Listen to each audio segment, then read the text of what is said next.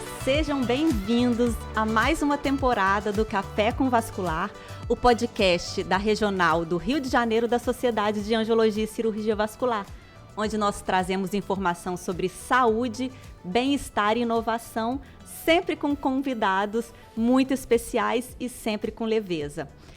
Hoje eu tenho o prazer de receber a nossa presidente, a nossa atual presidente da Regional do Rio de Janeiro, a doutora Gina Mancini, e eu tenho que colocar um detalhe, ela é a segunda mulher a presidir a nossa regional em toda a sua história.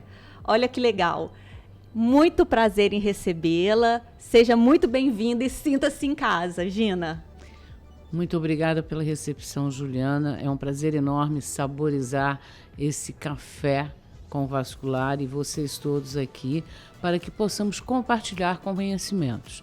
Ser a segunda mulher a presidir uma sociedade médica é algo diferente, sim. Não deveria, porque nós somos apenas metade dessa população, as mulheres, né? Nós deveríamos estar presentes com mais frequência. A vida da mulher, de uma forma geral, hoje muda um pouquinho, se divide muito. É muito difícil você executar o serviço de mãe, executar o serviço de esposa, executar o serviço de dona de casa e executar muito bem o serviço profissional. Isso tudo se mistura na nossa vida e, por isso, às vezes, a dificuldade que a gente tem de liderar. Mas nós somos líderes naturais. Concordo plenamente, Gina. E quando você apresentou essa vontade de ser candidata ou o convite de ser candidata a presidente, teve alguma interferência dos colegas ou alguém começou a olhar, é uma mulher, não tem condições, entre aspas? Sente que ainda tem, a sociedade ainda tem esse olhar? Nós ainda vivemos numa população com cunho machista. Existe, sim. Mas a minha vontade de ser presidente vem de lá de trás. Eu sempre participei de vida societária. Eu gosto da vida societária. Eu e meus filhos, que saímos da capital, quer dizer, na verdade, quando eu saí com meu esposo e um dos 3 filhos para o interior, acabamos nos envolvendo muitas vezes com diversos tipos de sociedade, não profissionais exatamente. Por exemplo, sou rotariana até hoje. Fui presidente por 2 vezes, tive várias atividades, inclusive internacionais, dentro de Rotary. Fui governadora assistente, só não fui governadora porque eu não tive tempo. Porque você demanda tempo com isso, porque você viaja muito. Então, a vida societária sempre existiu entre eu e meu esposo. Tá? Sim. Por isso, a vida societária, inclusive profissional, que ele também é vascular, ele também faz parte da sociedade e nós estamos na sociedade há muitos anos e sempre fiz parte de diretoria de alguma forma, aliás, de um número razoável de diretoria, no mínimo as últimas 10, que seriam 20 anos. Eu acho isso excelente. A possibilidade de ter uma mulher, nesse momento que a gente também tem a primeira mulher na Academia Nacional de Medicina, em todo esse tempo, a professora Eliette Busquelar. Então, essa nossa força das mulheres mostrando que a gente consegue liderar, que a gente tem, mesmo com todas essas cobranças que a gente tem de cuidar da casa, cuidar do marido, ser uma boa médica, uma boa mãe, a gente também consegue isso, a gente não fica para trás. E eu vejo até nos congressos a maior participação feminina. Mas, Juliana, se você me permite, você mais jovem que eu, as gerações anteriores jogavam mais sobre a mulher a história do envolvimento com a vida familiar. A sua geração divide isso melhor. Isso é ótimo. Nós precisamos ensinar os nossos filhos todos a fazerem isso. Sim. E você tem 3 filhos, inclusive... Um homem. Um homem. Um homem que faz muito bem a vida familiar, tá? É excelente cozinheiro. Cozinheiro? Sim, senhora. Que legal. Aprendeu na minha cozinha. Você gosta de cozinhar, Gina? Gosto muito de cozinhar. Aprendi com a minha mãe e com minha avó. E principalmente, aprendi com meu avô italiano, que só deixava entrar na cozinha com ele, eu ou a minha mãe. Ninguém mais, nem a esposa dele. Que delícia, aprendeu com o italiano, gente. Imagina a comida. A lasanha. Ah, meu Deus do céu.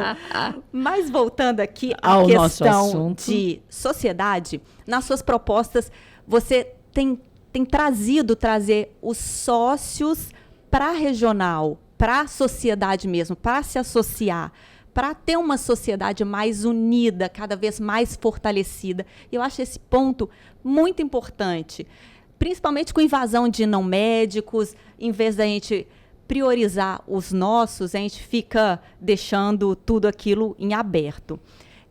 E a educação continuada também. Já começou a sua gestão com o lançamento da nossa revista, que está maravilhosa. Eu quero dar os parabéns por isso. Mas como que você está fazendo para tentar trazer o sócio, principalmente do interior, para a regional, para a sociedade?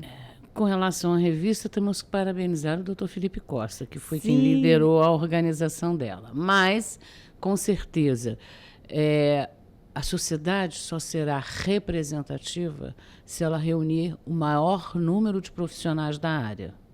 Sim. Tá? Ela não pode representar, dizer que faz tudo e representando apenas meia dúzia, porque são meia dúzias que estão ligados. E existe um outro viés. Como tudo fica sempre na capital, o público, o profissional do interior se sente desvalorizado.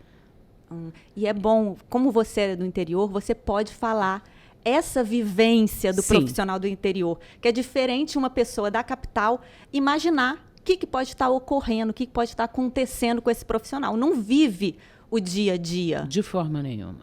O dia a dia de arrumar o bom lugar de atuação, o hospital, a clínica, o hospital de uma forma geral, os laboratórios, inclusive, e saber como melhorar a sua atuação. Fica muito difícil quando você está no interior. É preciso vir para a capital, mas a sociedade também tem que ir até ele. Sim. Tá? Para conquistá-lo. Ele tem que entender e tem que ter na mente dele que é importante participar para o crescimento profissional. E a gente só vai conseguir isso, nós só vamos conseguir alcançar esse objetivo no momento em que nós o priorizemos também. Sim. Que nós mostremos para ele que, você está sendo visto, você precisa estar conosco e juntos vamos melhorar a nossa capacidade profissional. Nos cursos de atualização, nos simpósios, nos congressos, precisamos disso. Por quê? Hoje é muito fácil alguém chegar e dizer assim, essa veinha você vai tratar ali, ó. Exatamente. Né? Exatamente. E não sabe, na hora da consequência ruim, na hora do resultado danoso, vai procurar o profissional, mas aí não tem jeito. E a gente precisa orientar a população com isso. E nós só vamos conseguir isso através da nossa sociedade. Sim, porque os médicos do interior, eles são vistos com carinho pela população. Sim. São muito... como a cidade é pequena, o médico tem aquela referência de verdade, de sabedoria. Eu falo isso que meu pai é angiologista no interior de Minas. Então, a visão que tem do médico, eles respeitam muito o médico. Mas o médico também, do interior, precisa de também se mostrar e se atualizar e ser visto também pela parte que está na capital. Não pode ser deixado de lado. Que ele tem um papel muito grande na sociedade. É inerente à população do interior a capacidade de acolhimento. Né? Eu sou da capital e fui para lá, muito bem acolhida. É inerente ao cliente do interior ficar muito agradecido, pelo que ele recebeu do profissional. E é muito comum, querida, na segunda consulta, na terceira consulta, você receber um chocolatinho, um presentinho. Um cafezinho. Um cafezinho. Às vezes até o café em grão para ser moído, tá? Então, assim, isso é muito comum no interior, coisa que não acontece muito na capital. É mais, vamos dizer, uma relação um pouco mais crua, né? E a gente tem que respeitar isso. Isso é muito importante. É muito importante que até as nossas falas, as nossas orientações cheguem a essa população do interior. Sim. E o podcast é uma forma. O podcast Café com Vascular é uma forma da gente atingir. Exatamente. E conhecer também aquela médica que a gente tanto admira, que é uma excelente ecografista, mas também é uma mulher culta, fala 4 línguas, gente. Olha que bacana. Tem a arte no seu DNA, gosta de pintar. Sim. Conta um pouquinho mais. Quando começou essa ideia de começar a pintar? Na verdade, desde a minha formação básica, eu me formei no Pedro II, num colégio público, no Rio de Janeiro, eu tive alguns professores de artes excelentes. E nós praticamos muito, e eu sempre fiquei muito, não perdida, mas indecisa sobre para que lado correr. Uhum. A arte, a matemática, as línguas, as ciências médicas de saúde, na verdade, biológicas, na verdade, as ciências biológicas. E nenhum exame de orientação profissional conseguiu resolver isso, que me disse que eu podia ir em qualquer uma delas. É mesmo? Ao final do exame, o professor virou para mim, o professor no Pedro II, virou para mim e disse: Gininha, que é a forma com que ele me chamava, Gininha, olha, você pode fazer a área de arquitetura, a área de ciências tecnológicas, a área de ciências biológicas e as artes. Falei, que ótimo, fiquei super bem orientada. Mas, em algum momento, eu decidi, eu já tinha na minha cabeça a orientação para a medicina, mas desde a época do chamado ginásio, que hoje é o ensino complementar, né? A educação complementar, secundária, eu comecei com professores de artes naquela época, fazendo artes. Com relação às línguas, eu venho de uma família bilíngue. Na minha casa, dentro de casa, eu só conseguia falar com a minha avó em italiano. Italiano. Porque ela não falava o português, porque ela ficava dentro de casa, a cultura que não permitia a mulher sair de casa para trabalhar. De qual região da Itália? De Salerno. Província de Salerno, Ciele de Bulgaria, que significa céu da Bulgária, que é uma cidade, um lugarejo no alto, uma montanha. Né? E o meu avô não, meu avô é de Trieste, tinha um pouquinho mais de conhecimento. Mas a vovó ficava em casa e eu só conseguia falar com ela em italiano. Entendeu? A minha tia também misturava o português com o italiano. E às vezes as duas brigavam e eu dizia assim, vocês estão falando, estão brigando porque vocês não estão falando, falando a língua, mas não estão entendendo uma ou outra. Começou aí. Na verdade, começou aí. E durante o ensino, chamado ensino médio, eu tive um professor que eu amava, além do inglês, que era obrigatório, que era o professor Paulo Ronay. Que todos aqui na capital conheceram.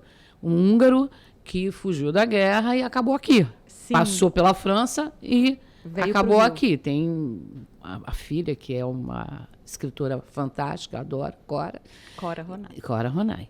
E o professor Paulo Ronay disse, Gina, vamos lá. Aí ele fez um grupo de estudantes que queriam gratuitamente aprender o francês. Eu comecei o francês com ele. No final, eu fui aumentar num curso privado e depois, entrando na medicina, o inglês é obrigatório. Obrigatório. Não tem jeito. Né? Você só vai ler alguns extratos se você souber um mínimo de inglês. É verdade. Não tem jeito. E até para fazer network com os colegas. Vários médicos, congressos, mesmo no Brasil, muitas vezes você tem o palestrante em inglês. Embora tenha a tradução simultânea, você percebe que tem erros nessa tradução. No nosso próprio encontro carioca, tiveram participações. Ontem tivemos uma. De participações de estrangeiros. Congressistas internacionais. Então... E hoje vamos ter outros. Então... O inglês é obrigatório para quem hoje está na medicina. Sim. Não tem jeito, tá? E em algum momento da minha vida familiar, a minha filha resolveu ir para a Alemanha e fez 2 netas alemãs para mim. E não tem jeito, eu tenho que aprender o alemão. Elas moram lá? Na Alemanha. Então, por isso, eu me aplico no alemão também. Eu sempre te vejo como uma avó muito amorosa. Sou. Você é louca com suas netas, né? Com os netos todos. Eu tenho 4 netas e 2 netos. Sim. E tenho uma sobrinha neta. Sim. Todos, quando estão juntos, a casa fica um caos. Olha os olhinhos brilhando, gente, mas é assim mesmo, né? É assim mesmo. Eu só lembro deles pulando na minha cama. Essa relação familiar e até mesmo essa questão de arte, isso tudo deixa a vida da gente mais leve, Sim, né? Com certeza. Num momento que a gente vive tanto estresse, a gente não liga isso. Até para estimular esses netos. Eu tenho uma neta que vai andar nesse caminho da arte. Eu tenho um outro neto que é rapidinho nas línguas. Na língua estrangeira. Ele começa a falar o inglês e tenta entender a prima que fala alemão, né? Mora na Alemanha, fala alemão, né? Então, você estimula e você não impõe um caminho. Você tem que estimular esses caminhos para esses meninos. Mas eles vêm e acabam seguindo um exemplo, né? O exemplo muitas vezes arrasta. Você não está tentando convencer, mas você está mostrando aquilo como uma coisa boa, que traz benefícios. Existe uma coisa que eu aprendi muito com meu avô italiano. Você precisa ser sempre exemplo. Bom exemplo. Mau exemplo nunca. Bom exemplo. Mostre o que você faz bem da melhor forma, porque você vai ser sempre um bom exemplo, jamais um mau exemplo. Exatamente. Olha que exemplos que está dando. Está sendo muito interessante, muito legal conhecer esse lado humano da nossa presidente, que tem que mostrar firmeza, um pouco mais de liderança na sociedade, mas que é uma pessoa que tem sensibilidade. Nós todos somos capazes. Aprendemos apenas, temos que aprender apenas a conduzir. Sim. Né? A botar na ordem. Eu tenho certeza que essa sua condução vai ser muito, muito boa, vai ser de grande sucesso e já está dando um passo revolucionário mesmo, de uma mulher estar liderando. Do interior e angiologista. Eu sou a primeira do interior e a primeira angiologista. Sim. Nunca teve... Não, minto. Teve já cirurgiões, homens vasculares. Sou a primeira pessoa do interior, independente de ser mulher ou não, e a segunda mulher. Né? E angiologista que não é o habitual. O habitual é o cirurgião vascular. Que ainda existem muito mais cirurgiões do que angiologistas, né? Sim, sem dúvida. Você? E eu sou também ecografista vascular. Na verdade, tem uma outra coisa que acho que você não sabe. No começo dos anos 90, e iniciamos, na verdade, no Rio e em São Paulo começou um pouquinho antes, foi no final dos 80, a atividade da ecografia vascular, que até então não acontecia. Sim. Né? Nós fomos, doutora Maria Miguel, que é lá da região minha também, fomos as primeiras pessoas, os primeiros profissionais a introduzimos a ecografia vascular no Sul Fluminense. Muito interessante isso. Fizemos no primeiro laboratório para executar a ecografia vascular. E agora, a sua filha também seguindo na carreira, na medicina vascular. Como que você vê isso? Essa diferença, às vezes, de formação ou de ideias? Você estava falando para mim que ela te estimula a aparecer mais nas redes sociais, gravar. Como que você vê essa relação mãe e filha na mesma especialidade? Tem duas coisas muito boas. Você olhar que alguém está, através do seu exemplo, indo por um bom caminho, é maravilhoso. Sendo seu filho, melhor ainda. Sim. Tá? Mas é muito bom porque estimula você a crescer, a não ficar naquele seu eu mais velha, no seu quadradinho. Não, estou bem aqui, nada. A gente tem que estar sempre caminhando. Isso mesmo. Né? Ela é um estímulo para mim, para que eu possa melhorar a minha atuação sempre. E eu tenho certeza que você também é um estímulo para ela. Espero que sim, seja um bom exemplo sempre. Sim. Eu vivo isso em casa também. Meu pai é angiologista no interior de Minas e um estimulando o outro. Eu, às vezes, pegando no pé dele, digamos assim, com algumas questões, e ele com muito mais sabedoria, muito mais sabe mais, às vezes, lidar com o Não paciente. é o saber lidar, o tempo... A experiência, A né? experiência, a palavra correta. Ótima essa troca. Muito boa. E também, Gina, outra coisa, café com vascular. Descobri que você também é uma amante de café, assim como eu. Apaixonadíssima. Amo um café. Gosto do café por grãos, por sabor. Não aquela coisinha misturada, não aquelas coisas. Não, eu gosto do café por sabor. E se você parar para prestar atenção, você vai perceber que um grão mojano é completamente diferente de um grão arábica. Entende ainda. Eu já não entendo muito disso. Não entendo muito, não, mas eu gosto. Então, quando você gosta, você acaba. É igual vinho. Entender de vinho? Não, eu não entendo de vinho. Eu gosto. Eu conheço um Cabernet Sauvignon, um Cabernet Blanc. E daí, por diante, os sabores que combinam com o que você está usando como alimento, como petisco, etc. Agora, voltando, o que você pode fazer para os associados. Em relação à educação continuada, a gente estava conversando sobre esse acesso até para os médicos do interior. Como que está sendo a sua programação? Como pretende fazer isso, Gina?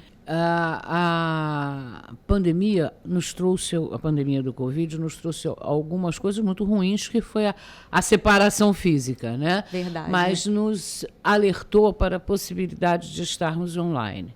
Então, mas ficar apenas online é muito difícil. Então, nós temos que mesclar, porque você não consegue trocar informações e experiências no dia a dia, até no café. Sim, né? Até no café. Exatamente. Né? No nosso cafezinho de refresco. E a sociedade, nessa próxima gestão, tem a intenção de incentivar o profissional, todos, independente de onde estejam, porque não se preocupe que o Rio de Janeiro, se duvidar, alguns bairros são considerados interior. Outra cidade, né? Outras cidades, né? Porque o trânsito é louco.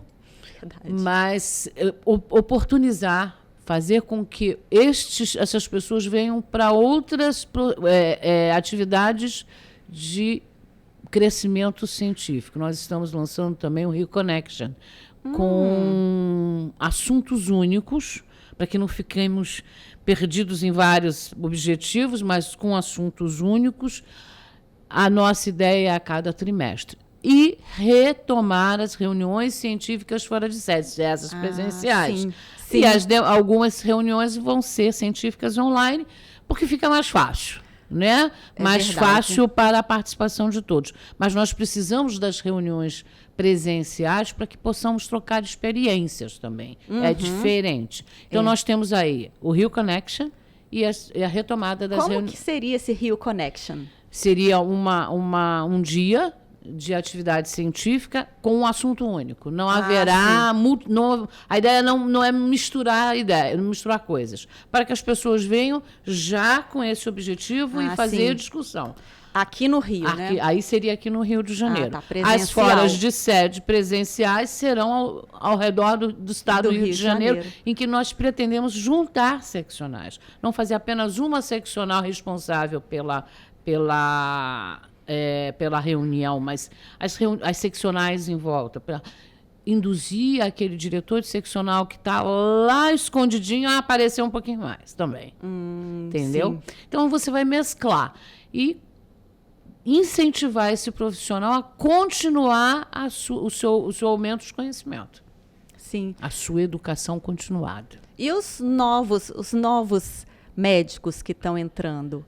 Sempre tentar trazer também, Sim, né? Nós acabamos de ter no nosso encontro de hoje a reunião de residentes, da Liga de Residentes, e continuamos nesse perfil, de estimular o residente a vir, estimular o estudante a vir. Sim. Né?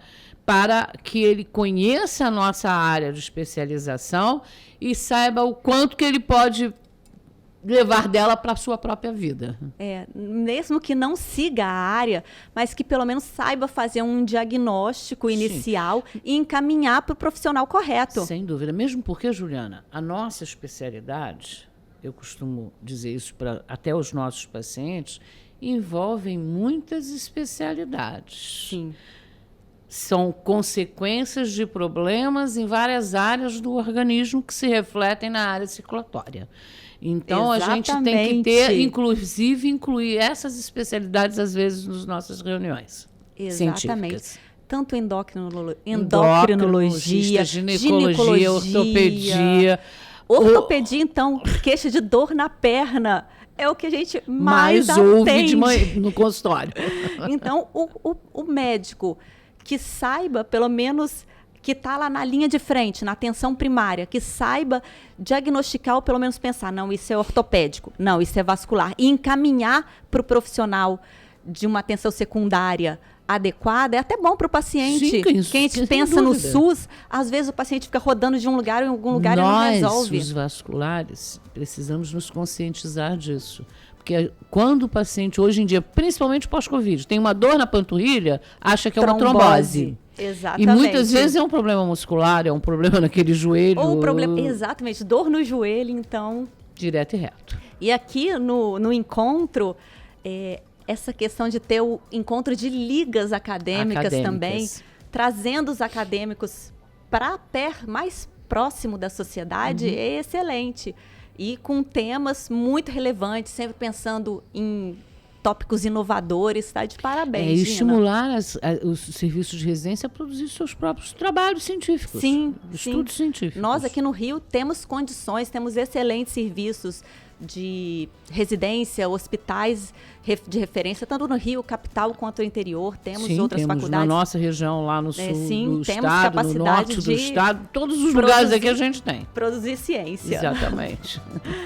E agora, para finalizar, Gina, eu sei que gosta muito de café, eu também gosto, mas eu sofro um certo bullying. Apesar de gostar de café, eu só tomo com adoçante. Então eu brinco. Gina, você é do time café puro, com adoçante ou café com açúcar? Eu, pessoalmente, não gosto do café com açúcar. Tá.